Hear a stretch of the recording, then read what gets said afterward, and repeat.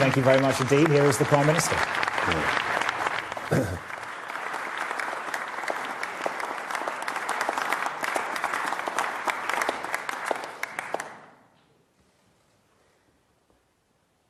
A little over 6 months ago, the British people voted for change.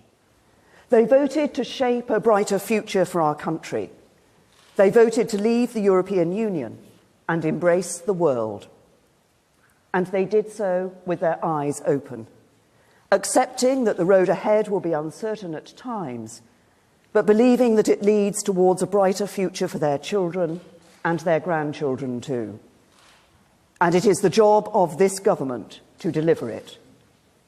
That means more than negotiating our new relationship with the EU.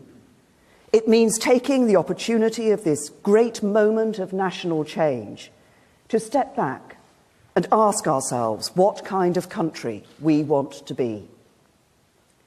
My answer is clear. I want this United Kingdom to emerge from this period of change stronger, fairer, more united, and more outward-looking than ever before.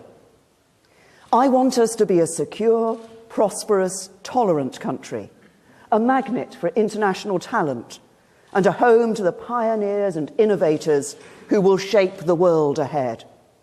I want us to be a truly global Britain, the best friend and neighbour to our European partners, but a country that reaches beyond the borders of Europe too. A country that goes out into the world to build relationships with old friends and new allies alike. I want Britain to be what we have the potential, talent and ambition to be. A great global trading nation that is respected around the world and strong, confident and united at home. That is why this government has a plan for Britain. One that gets us the right deal abroad, but also ensures we get a better deal for ordinary working people at home. It's why that plan sets out how we will use this moment of change to build a stronger economy and a fairer society by embracing genuine economic and social reform. Why our new modern industrial strategy is being developed to ensure every nation and area of the United Kingdom can make the most of the opportunities ahead. Why we will go further to reform our schools to ensure every child has the knowledge and the skills they need to thrive in post-Brexit Britain. Why, as we continue to bring the deficit down, we will take a balanced approach by investing in our economic infrastructure, because it can transform the growth potential of our economy and improve the quality of people's lives across the whole country. It's why we will put the preservation of our precious union at the heart of everything we do, because it is only by coming together as one great union of nations and people that we can make the most of the opportunities ahead. The result of the referendum was not a decision to turn inward and retreat from the world, because Britain's history and culture is profoundly internationalist. We are a European country and proud of our shared European heritage, but we are also a country that has always looked beyond Europe to the wider world. That is why we are one of the most racially diverse countries in Europe, one of the most multicultural members of the European Union, and why, whether we're talking about India, Pakistan, Bangladesh, America, Australia, Canada, New Zealand, countries in Africa, or those that are closer to home in Europe, so many of us have close friends and relatives from across the world. Instinctively, we want to travel to, study in, trade with countries not just in Europe but beyond the borders of our continent. Even now, as we prepare to leave the EU, we are planning for the next biennial Commonwealth Heads of Government meeting in 2018, a reminder of our unique and proud global relationships. And it is important to recognise this fact. June the 23rd was not the moment Britain chose to step back from the world. It was the moment we chose to build a truly global Britain. I know that this and the other reasons Britain took such a decision is not always well understood among our friends and allies in Europe. And I know many fear that this might herald the beginning of a greater unravelling of the EU. But let me be clear, I do not want that to happen. It would not be in the best interests of Britain. It remains overwhelmingly and compellingly in Britain's national interest that the EU should succeed. And that is why I hope, in the months and years ahead, we will all reflect on the lessons of Britain's decision to leave. So let me take this opportunity to set out the reasons for our decision and to address the people of Europe directly. It's not simply because our history and culture is profoundly internationalist, important though that is.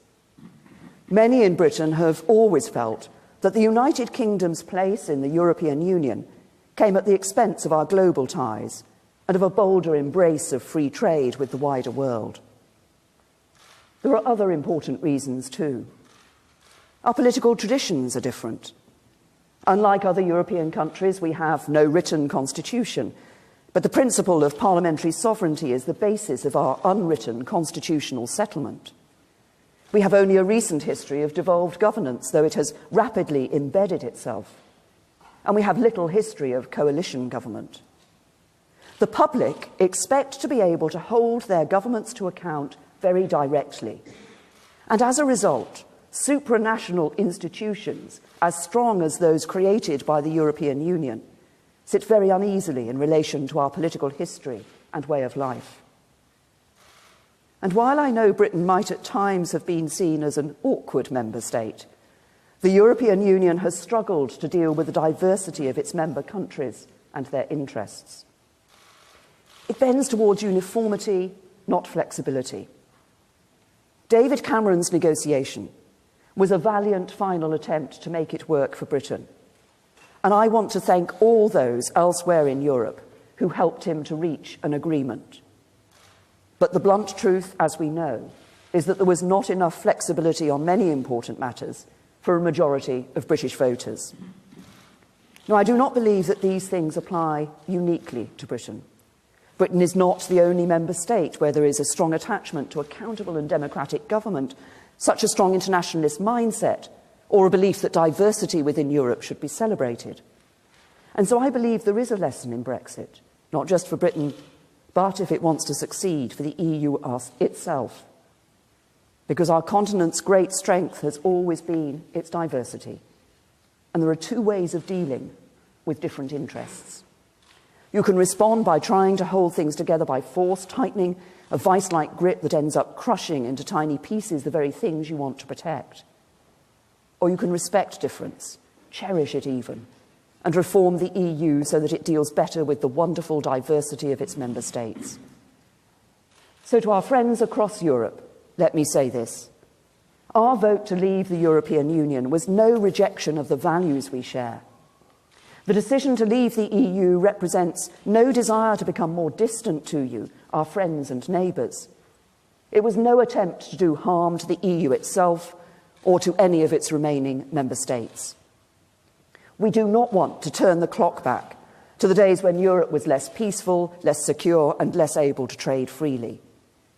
It was a vote to restore, as we see it, our parliamentary democracy, national self-determination, and to become even more global and internationalist in action and in spirit. We will continue to be reliable partners, willing allies and close friends. We want to buy your goods and services, sell you ours, trade with you as freely as possible, and work with one another to make sure we are all safer, more secure, and more prosperous through continued friendship. You will still be welcome in this country, as we hope our citizens will be welcome in yours. At a time when together we face a serious threat from our enemies, Britain's unique intelligence capabilities will continue to help to keep people in Europe safe from terrorism. And at a time when there is growing concern about European security, Britain's servicemen and women based in European countries, including Estonia, Poland and Romania, will continue to do their duty. We are leaving the European Union, but we are not leaving Europe. And that is why we seek a new and equal partnership between an independent, self-governing global Britain and our friends and allies in the EU. Not partial membership of the European Union, associate membership of the European Union, or anything that leaves us half in, half out. We do not seek to adopt a model already enjoyed by other countries. We do not seek to hold on to bits of membership as we leave. No, the United Kingdom is leaving the European Union, and my job is to get the right deal for Britain as we do. So today, I want to outline our objectives for the negotiation ahead. 12 objectives that amount to one big goal: a new, positive and constructive partnership between Britain and the European Union. And as we negotiate that partnership, we will be driven by some simple principles. We will provide as much certainty and clarity as we can at every stage, and we will take this opportunity to make Britain stronger, to make Britain fairer, and to build a more global Britain too. The first objective is crucial. We will provide certainty whenever we can. We are about to enter a negotiation. That means there will be give and take. There will have to be compromises. It will require imagination on both sides. And not everybody will be able to know everything at every stage. But I recognise how important it is to provide business, the public sector, and everybody with as much certainty as possible as we move through the process. So where we can offer that certainty, we will do so. That is why last year we acted quickly to give clarity about farm payments and university funding. And it is why, as we repeal the European Communities Act, we will convert the acquis, the body of existing EU law, into British law. This will give the country maximum certainty as we leave the EU. The same rules and laws will apply on the day after Brexit as they did before. And it will be for the British Parliament to decide on any changes to that law after full scrutiny and proper parliamentary debate. And when it comes to Parliament, there is one other way in which I would like to provide certainty. I can confirm today that the government will put the final deal that is agreed between the UK and the EU to a vote in both Houses of Parliament before it comes into force. Our second guiding principle is to build a stronger Britain. That means taking control of our own affairs, as those who voted in their millions to leave the European Union demanded we must. So we will take back control of our laws and bring an end to the jurisdiction of the European Court of Justice in Britain. Leaving the European Union will mean that our laws will be made in Westminster, Edinburgh, Cardiff and Belfast. And those laws will be interpreted by judges not in Luxembourg, but in courts across this country. Because we will not have truly left the European Union if we are not in control of our own laws. A stronger Britain demands that we do something else. Strengthen the precious union between the four nations of the United Kingdom. At this momentous time, it is more important than ever that we face the future together, united by what makes us strong, the bonds that unite us as a people, and our shared interest in the UK being an open, successful trading nation in the future. And I hope that same spirit of unity will imply in Northern Ireland in particular over the coming months in the Assembly elections. And the main parties there will work together to re-establish a partnership government as soon as possible. Foreign affairs are, of course, the responsibility of the UK government, and in dealing with them, we act in the interests of all parts of the United Kingdom. As Prime Minister, I take that responsibility seriously. I've also been determined from the start that the devolved administration should be fully engaged in this process. That's why the government has set up a joint ministerial committee on EU negotiations. So ministers from each of the UK's devolved administrations can contribute to the process of planning for our departure from the European Union. We've already received a paper from the Scottish Government and look forward to receiving a paper from the Welsh Government shortly. Both papers will be considered as part of this important process. We won't agree on everything, but I look forward to working with the administrations in Scotland, Wales and Northern Ireland to deliver a Brexit that works for the whole of the United Kingdom. Part of that will mean working very carefully to ensure that as powers are repatriated from Brussels back to Britain, the right powers are returned to Westminster and the right powers are passed to the devolved administrations of Scotland, Wales and Northern Ireland. As we do so, our guiding principle must be to ensure that as we leave the European Union, no new barriers to living and doing business within our own union are created. That means maintaining the necessary common standards and frameworks for our own domestic market, empowering the UK as an open trading nation to strike the best trade deals around the world and protecting the common resources of our islands. And as we do this, I should equally be clear that no decisions currently taken by the devolved administrations will be removed from them.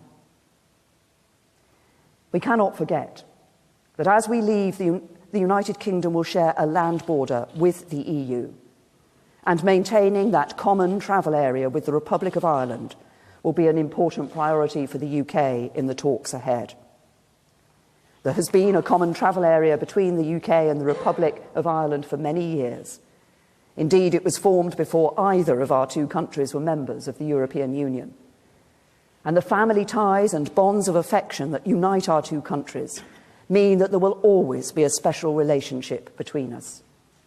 So we will work to deliver a practical solution that allows the maintenance of the common travel area with the Republic while protecting the integrity of the United Kingdom's immigration system. Nobody wants to return to the borders of the past, so we will make it a priority to deliver a practical solution as soon as we can. The third principle is to build a fairer Britain. That means ensuring it is fair to everyone who lives and works in this country. And that is why we will ensure we can control immigration to Britain from Europe. We will continue to attract the brightest and the best to work or study in Britain. Indeed, openness to international talent must remain one of this country's most distinctive assets. But that process must be managed properly so that our immigration system serves the national interest. So we will get control of the number of people coming to Britain from the EU. Because while controlled immigration can bring great benefits, filling skill shortages, delivering public services, making British businesses the world beaters they often are, when the numbers get too high, public support for the system falters. In the last decade or so, we've seen record levels of net migration in Britain, and that sheer volume has put pressure on public services like schools, stretched our infrastructure, especially housing, and put a downward pressure on wages for working class people. As Home Secretary for 6 years, I know that you cannot control immigration overall when there is free movement to Britain from Europe. Britain is an open and tolerant country. We will always want immigration, especially high-skilled immigration. We will always want immigration from Europe, and we will always welcome individual migrants as friends. But the message from the public before and during the referendum campaign was clear. Brexit must mean control of the number of people who come to Britain from Europe, and that is what we will deliver. Fairness demands that we deal with another issue as soon as possible too. We want to guarantee the rights of EU citizens who are already living in Britain and the rights of British nationals in other member states as early as we can. I've told other EU leaders that we could give people the certainty they want straight away and reach such a deal now. Many of them favour such an agreement. One or two others do not. But I want everyone to know that it remains an important priority for Britain and for many other member states to resolve this challenge as soon as possible, because it is the right and fair thing to do. And a fairer Britain is a country that protects and enhances the rights people have at work. That is why, as we translate the body of European law into our domestic regulations, we will ensure that workers' rights are fully protected and maintained. Indeed, Under my leadership, not only will the government protect the rights of workers set out in European legislation, we will build on them. Because under this Conservative government, we will make sure legal protection for workers keeps pace with the changing labour market, and that the voices of workers are heard by the boards of publicly listed companies for the first time. But the great prize for this country, the opportunity ahead, is to use this moment to build a truly global Britain, a country that reaches out to old friends and new allies alike, a great global trading nation, and one of the firmest advocates for free trade anywhere in the world. That starts with our close friends and neighbours in Europe. So as a priority, we will pursue a bold and ambitious free trade agreement with the European Union. This agreement should allow for the freest possible trade in goods and services between Britain and the EU's member states. It should give British companies the maximum freedom to trade with and operate within European markets, and let European businesses do the same in Britain.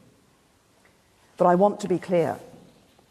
What I am proposing cannot mean membership of the single market.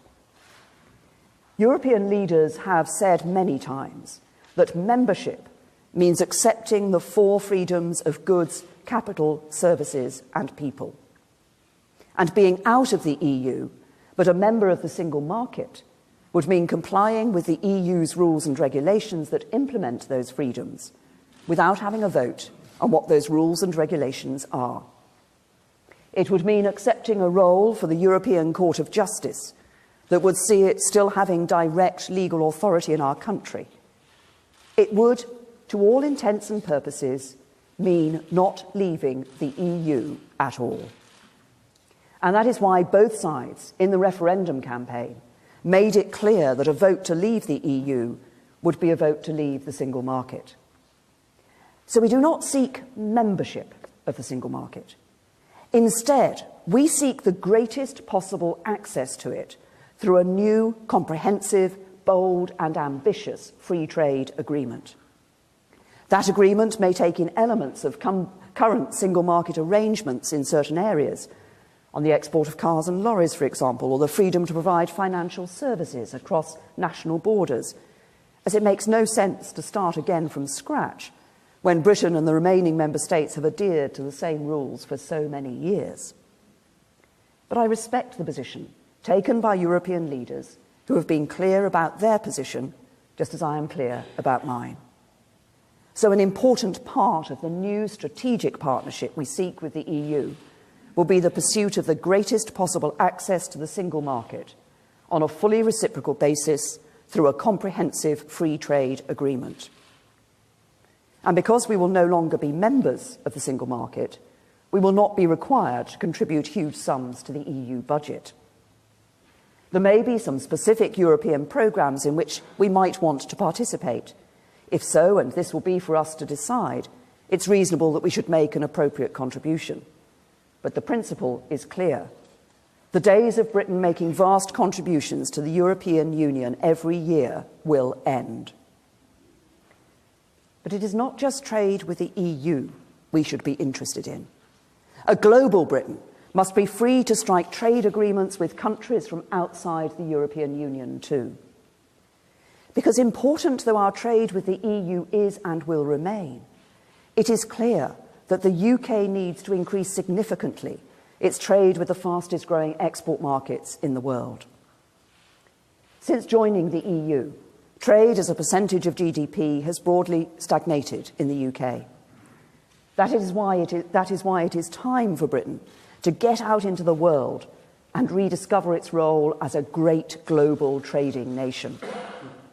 This is such a priority for me that when I became Prime Minister, I established for the first time a Department for International Trade led by Liam Fox. We want to get out into the wider world, to trade and do business all around the globe. Countries including China, Brazil and the Gulf states have already expressed their interest in striking trade deals with us. We've started discussions on future trade ties with countries like Australia, New Zealand and India.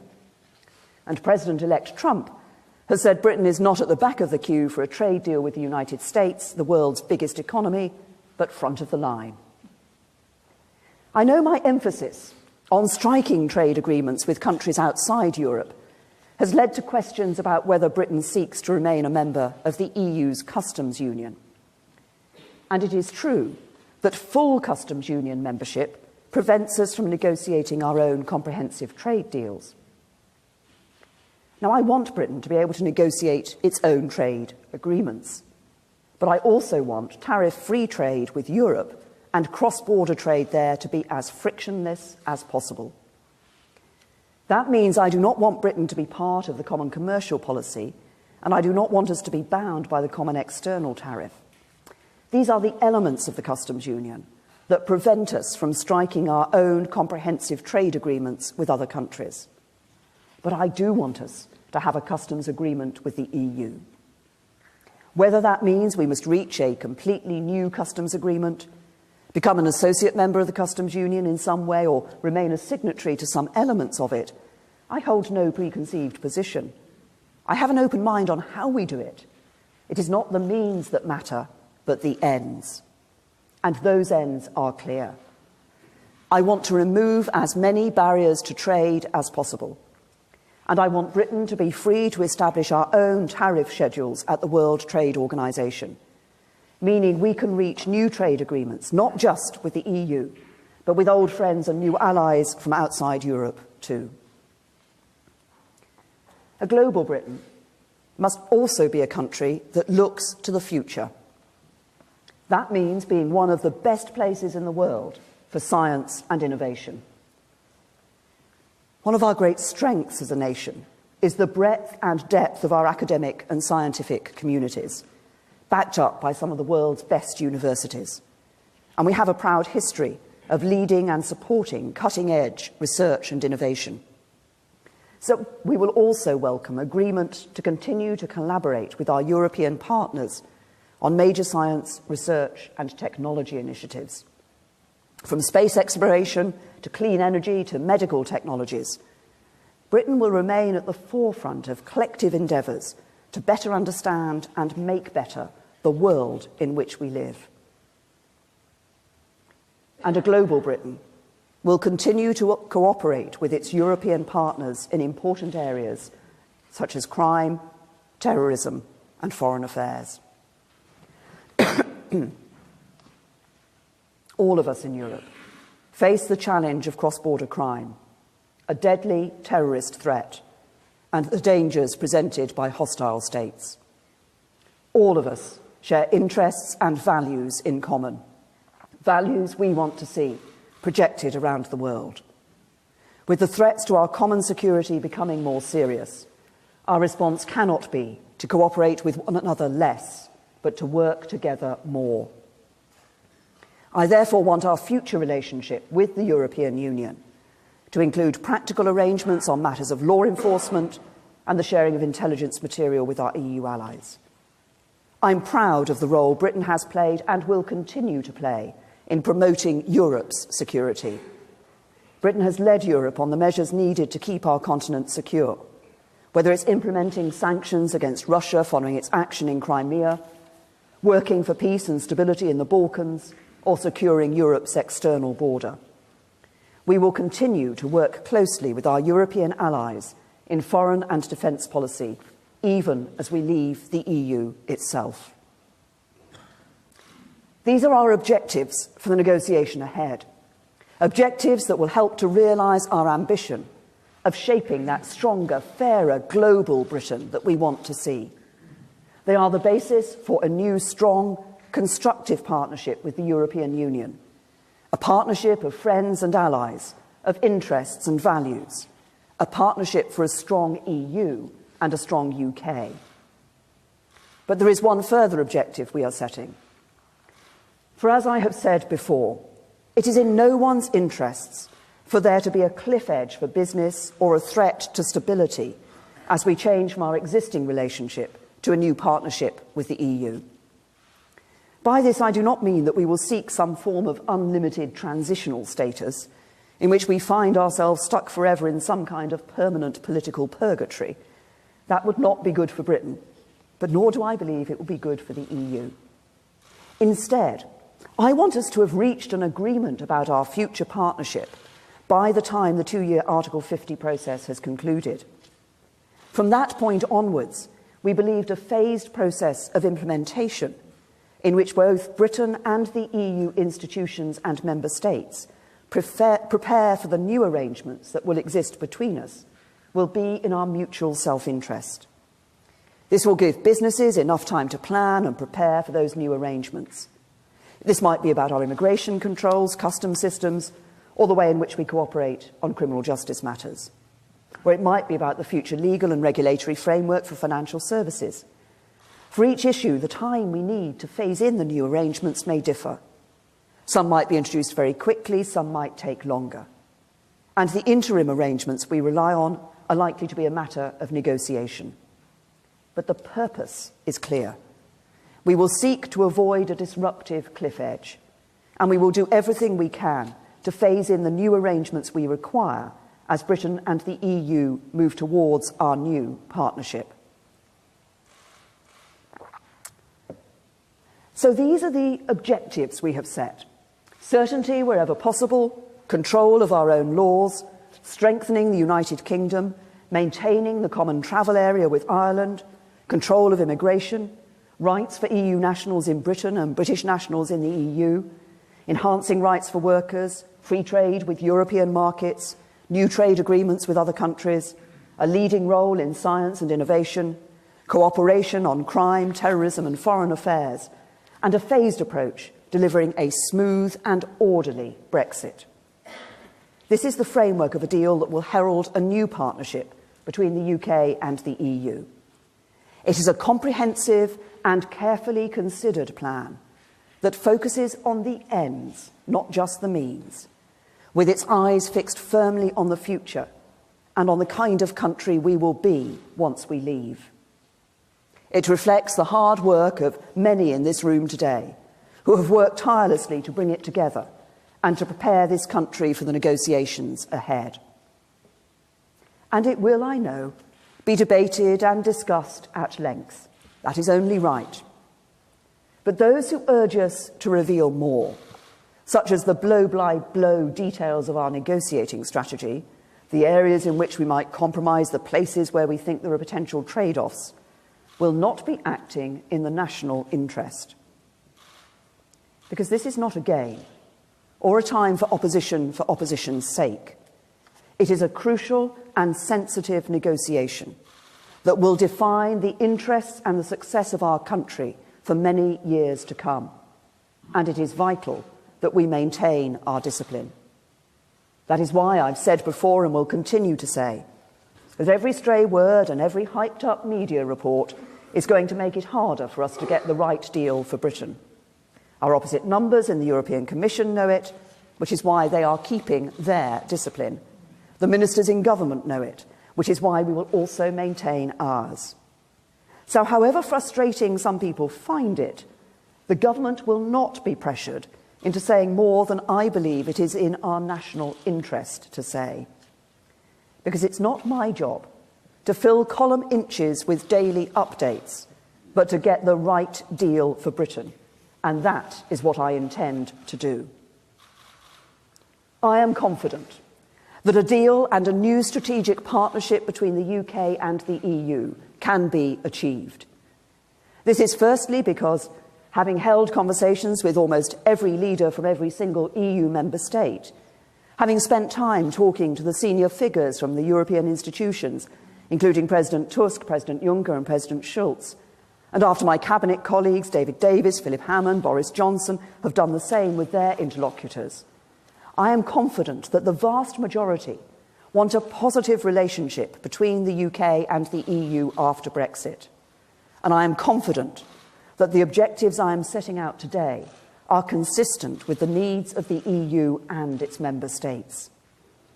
That's why our objectives include a proposed free trade agreement between Britain and the European Union and explicitly rule out membership of the EU's single market. Because when the EU's leaders say they believe the four freedoms of the single market are indivisible, we respect that position. When the 27 member states say they want to continue their journey inside the European Union, we not only respect that fact, but support it. Because we do not want to undermine the single market, and we do not want to undermine the European Union. We want the EU to be a success, and we want its remaining member states to prosper. And of course, we want the same for Britain. And the second reason I believe it is possible to reach a good deal is that the kind of agreement I have described today is the economically rational thing that both Britain and the EU should aim for. Because trade is not a zero-sum game. More of it makes us all more prosperous. Free trade between Britain and the European Union means more trade means more jobs and more wealth creation. The erection of new barriers to trade, meanwhile, means the reverse. Less trade, fewer jobs, lower growth. The third and final reason I believe we can come to the right agreement is that cooperation between Britain and the EU is needed not just when it comes to trade, but when it comes to our security too. Britain and France are Europe's only two nuclear powers. We are the only two European countries with permanent seats on the United Nations Security Council. Britain's armed forces are a crucial part of Europe's collective defence. And our intelligence capabilities, unique in Europe, have already saved countless lives in very many terrorist plots that have been thwarted in countries across our continent. After Brexit, Britain wants to be a good friend and neighbour in every way, and that includes defending the safety and security of all of our citizens. So I believe the framework I have outlined today is in Britain's interests, it is in Europe's interests, and it is in the interests of the wider world. But I must be clear. Britain wants to remain a good friend and neighbour to Europe. Yet I know there are some voices calling for a punitive deal that punishes Britain and discourages other countries from taking the same path. That would be an act of calamitous self-harm for the countries of Europe, and it would not be the act of a friend. Britain would not, indeed we could not, accept such an approach. And while I am confident that this scenario need never arise, while I am sure a positive agreement can be reached, I am equally clear that no deal for Britain is better than a bad deal for Britain. Because we would still be able to trade with Europe, we would still be free to strike trade deals across the world, and we would have the freedom to set the competitive tax rates and embrace the policies that would attract the world's best companies and biggest investors to Britain. And if we were excluded from accessing the single market, we would be free to change the basis of Britain's economic model. But for the EU, it would mean new barriers to trade with one of the biggest economies in the world. It would jeopardise investments in Britain by EU companies worth more than £500 billion. It would mean a loss of access for European firms to the financial services of the City of London. It would risk exports from the EU to Britain worth around £290 billion every year. And it would disrupt the sophisticated and integrated supply chains upon which many EU companies rely. Important sectors of the EU economy would also suffer. We're a crucial, profitable export market for Europe's automotive industry, as well as sectors including energy, food and drink, chemicals, pharmaceuticals and agriculture. These sectors employ millions of people around Europe. And I don't believe that the EU's leaders will seriously tell German exporters, French farmers, Spanish fishermen, the young unemployed of the Eurozone, and millions of others that they want to make them poorer just to punish Britain and make a political point. For all these reasons, and because of our shared values and the spirit of goodwill that exists on both sides, I am confident that we will follow a better path. I am confident that a positive agreement can be reached. It's right that the government should prepare for every eventuality, but to do so in the knowledge that a constructive and optimistic approach to the negotiations to come is in the best interests of Europe and the best interests of Britain. We do not approach these negotiations expecting failure, but anticipating success, because we are a great global nation with so much to offer Europe and so much to offer the world. One of the world's largest and strongest economies, with the finest intelligence services, the bravest armed forces, the most effective hard and soft power, and friendships, partnerships and alliances in every continent. And another thing that's important, the essential ingredient of our success, the strength and support of 65 million people willing us to make it happen. Because after all the division and discord, the country is coming together. The referendum was divisive at times, and those divisions have taken time to heal. But one of the reasons that Britain's democracy has been such a success for so many years is that the strength of our identity as one nation, the respect we show to one another as fellow citizens, and the importance we attach to our institutions means that when a vote has been held, we all respect the result. The victors have the responsibility to act magnanimously. The losers have the responsibility to respect the legitimacy of the outcome. And the country comes together. And that is what we are seeing today. Business isn't calling to reverse the result, but planning to make a success of it. The House of Commons has voted overwhelmingly for us to get on with it. And the overwhelming majority of people, however they voted, want us to get on with it too. So that is what we will do. Not merely forming a new partnership with Europe, but building a stronger, fairer, more global Britain too. And let that be the legacy of our time, the prize towards which we work, the destination at which we arrive once the negotiation is done. And let us not do it for ourselves, but for those who follow, for the country's children and grandchildren too. So that when future generations look back at this time, they will judge us not only by the decision that we made, but by what we made of that decision. They will see that we shaped them a brighter future. They will know that we built them a better Britain. Thank you.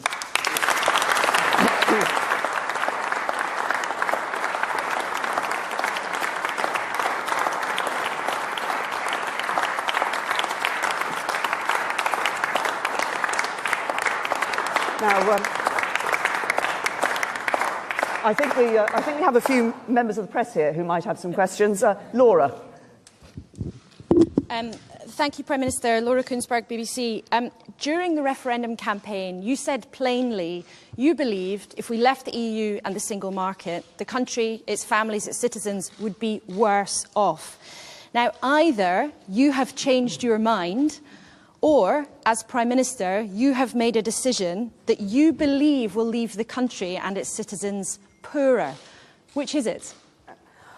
Just look at what has happened in terms of the economic information that we've seen since the Brexit vote.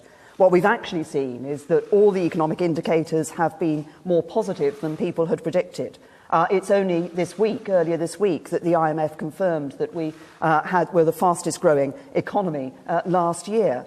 And what I'm talking about today is the country coming together and looking for that brighter future as a global Britain.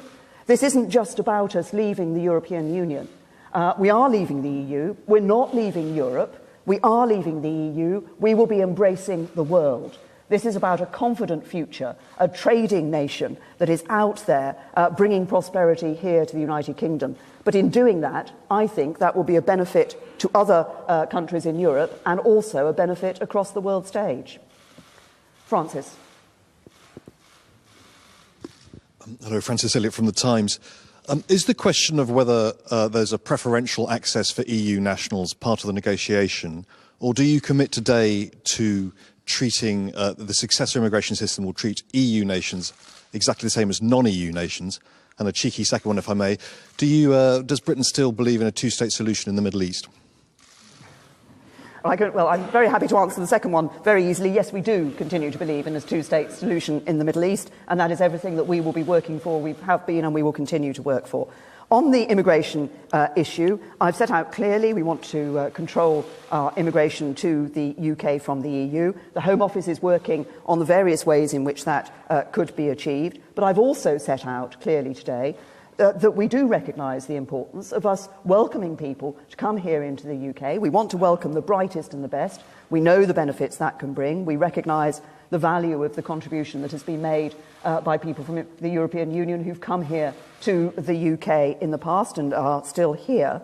But we will set our immigration rules according to the objectives that I've set out. Now, is there anybody from the European press? I think Le Figaro here. From Le Figaro from France. On this immigration issue, will there be any exemptions for certain British sectors, British business sectors, according to their needs? As I've just said, we're looking at the exact rules and structure that will be for the immigration system. But the way we've always looked at the issue of control in our immigration is recognising the need to bring the brightest and the best to the United Kingdom and the value that people can bring into the United Kingdom. But I think what was clear from the 23rd of June vote is that as we leave the EU, people want us to be able to make those decisions ourselves as to what our immigration system is for people coming in from the European Union, and we will be doing just that. Robert. Prime Minister, sorry to press you on this, but are you saying that when you argued that we would be worse off from leaving the EU and the single market, that you now recognise you were wrong about that?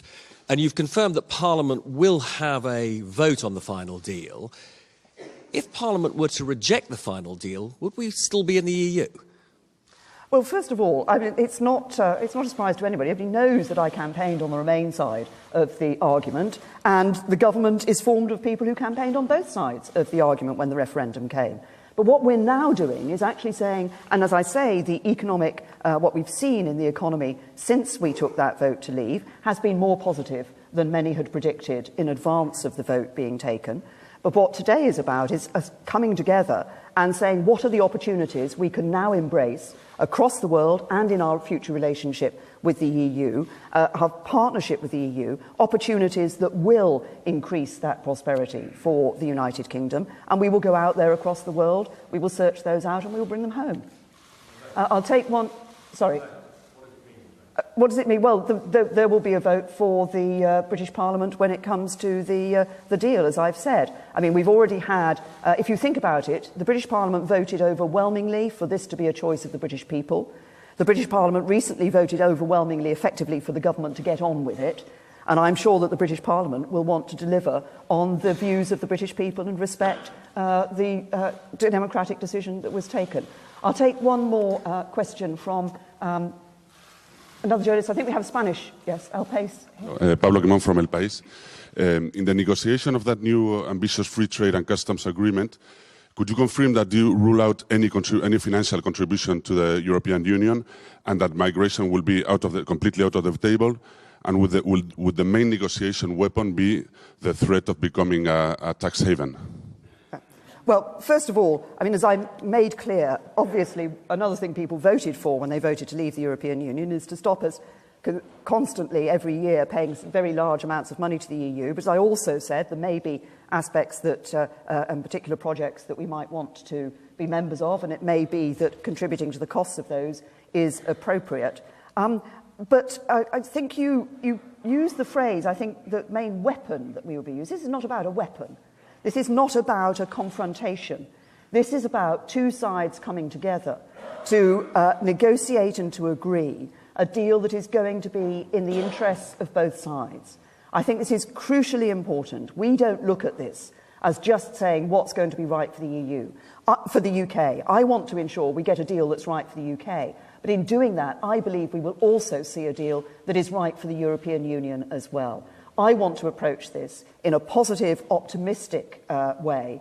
I think there is goodwill on both sides, and I think we can sit down and come to a partnership for the future that will be both of our benefits, to our mutual benefit.